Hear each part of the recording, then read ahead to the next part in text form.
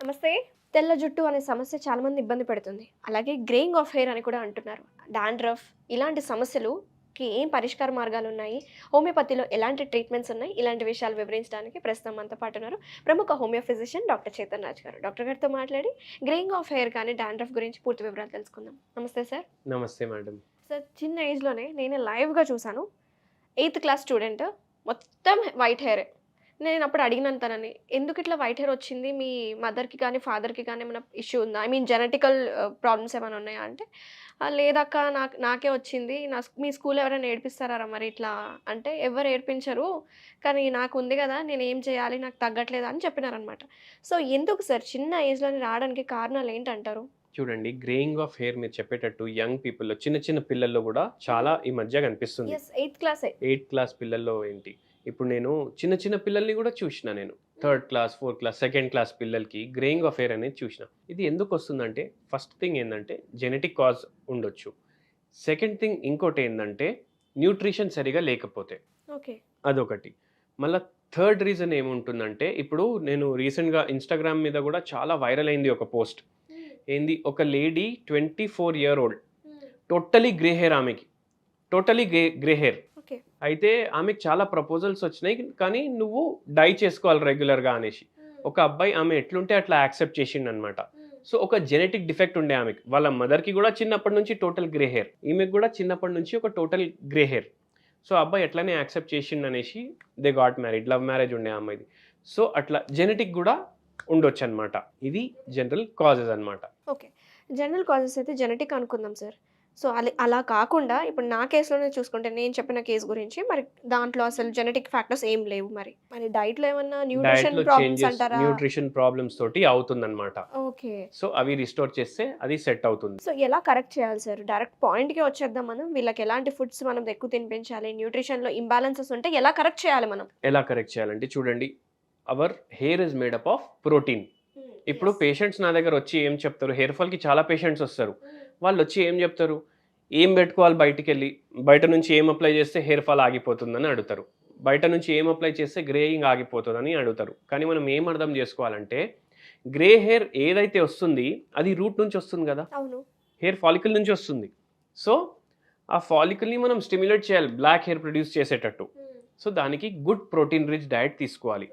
మీరు non vegetarians ఉంటే regularly fish consume చేయండి. ఓకే.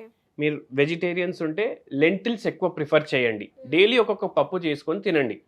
సో ప్రోటీన్స్ ఎక్కువ తీసుకుంటారు మీరు. దాంతో హెయిర్ హెల్త్ ఇంప్రూవ్ అవుతుంది. అండ్ ఏదైతే గ్రేయింగ్ ఉంటుంది అది మెల్లమెల్లగా తగ్గుతుంది. మైక్రో న్యూట్రియంట్స్ చాలా అవసరం అనమాట గ్రేయింగ్ ఆఫ్ హెయిర్ తగ్గనికి. మీరు బయటికి వెళ్ళి అప్లై చేస్తే బయట నుంచి బ్లాకే కనిపిస్తుంది, కానీ లోపల నుంచి వచ్చే హెయిర్ అయితే వైటే ఉంటుంది కదా. అవును. సో లోపల నుంచి గ్రే హెయిర్ కాకుండా బ్లాక్ హెయిర్ అనేది రావాలి మనకు. So micro nutrient rich foods, green vegetables, ఫ్రూట్స్లో యాపిల్స్ ఎక్కువ ప్రిఫర్ చేయండి, కస్టర్డ్ యాపిల్ ఎక్కువ ప్రిఫర్ చేయండి, బనానాస్ ఎక్కువ ప్రిఫర్ చేయండి. ఇవి హెయిర్ కలర్ని కూడా నార్మల్ బ్లాక్కి తీసుకొని వస్తాయి. అదే కాకుండా స్ట్రాంగ్ కూడా అవుతుంది దీంతో జుట్టు.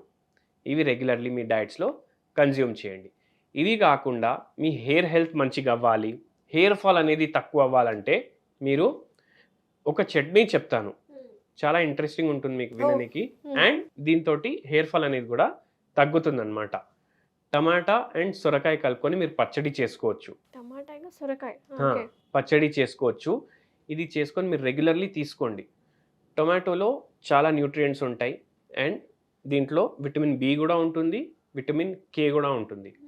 అండ్ ఇది హెయిర్ ఫాల్ అనేది తగ్గిస్తుంది అనమాట. ఓకే. సొరకాయలో ఏమో క్యాలరీస్ అనేది ఉండవు అండ్ దీంట్లో కూడా మైక్రో న్యూట్రియంట్స్ చాలా ఎక్కువ ఉంటాయి.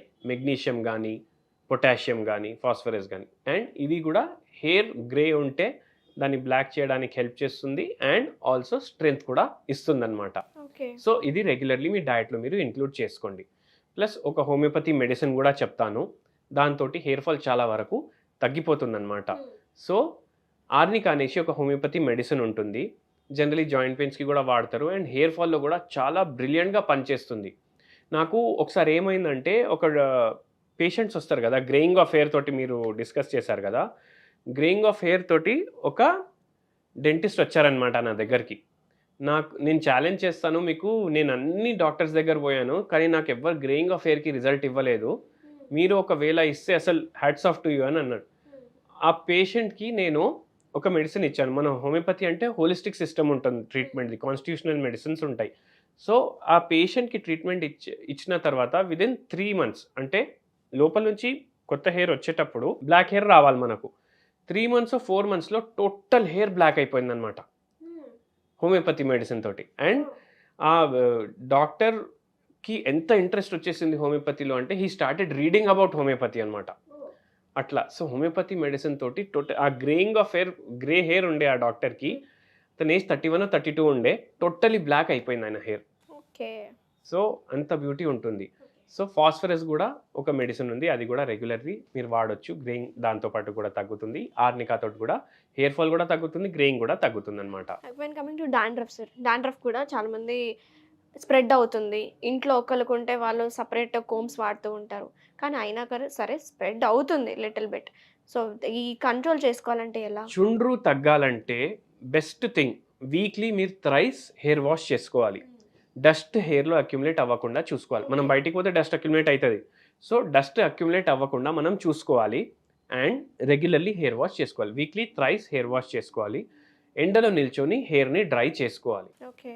అండ్ మీరు ఒకటి గుర్తుపెట్టుకోండి, మనం చాలా కెమికల్స్కి ఎక్స్పోజ్ అవుతాం.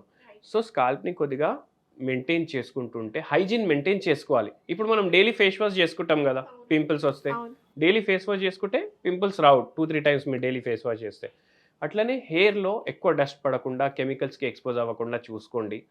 And that will solve your problem with dandruff. Thank you doctor గారు, చాలా మంచి ఇన్ఫర్మేషన్ ఇచ్చారు, మంచి మంచి రెమెడీస్ ఇచ్చారు గ్రేయింగ్ ఆఫ్ హెయిర్కి కానీ డాండ్రఫ్ని ఎలా కంట్రోల్ చేసుకోవాలని. థ్యాంక్ యూ సో మచ్ అండి.